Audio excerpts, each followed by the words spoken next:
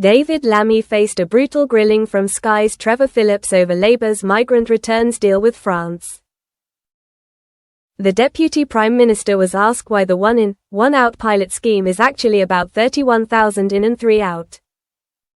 Mr. Lammy also blamed Brexit as he said the UK left the Dublin regulation, which allows EU members to return failed asylum seekers to other countries in the bloc, despite more people coming to Britain than leaving under the scheme in the final 2 years it was operating.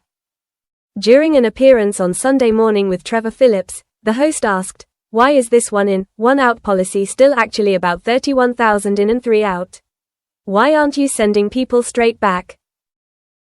Mr. Lammy replied, "Well, the starting point is returns are up 14%, 35,000 returned, and as Foreign Secretary I kept a close eye on the relationships we were striking with a number of countries to make sure their nationals were returned if they had no right to be here. The truth is we exited the EU, we left the Dublin Convention, we did not have arrangements in place with countries to return. This pilot is the first step at a negotiated deal with France for one in, one out, and I'm pleased that has now happened despite attempts in the courts to thwart that.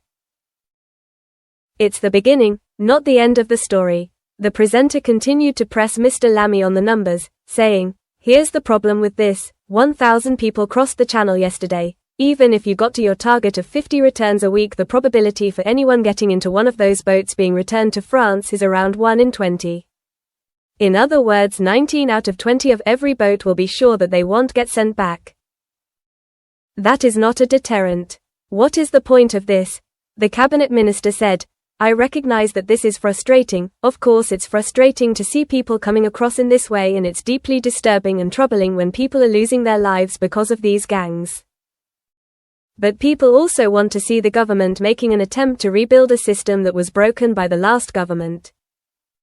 Just a few weeks ago many journalists were speculating we wouldn't be able to do a deal with France. We've got that deal, but it's the beginning and not the end.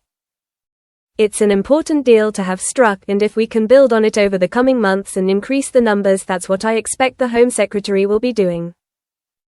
It comes after more than 1,000 migrants crossed the English Channel in small boats on Friday as the government sent a third person back to France. It takes the number of people who have made the dangerous journey so far in 2025 to 32,103, a record for this point in a year.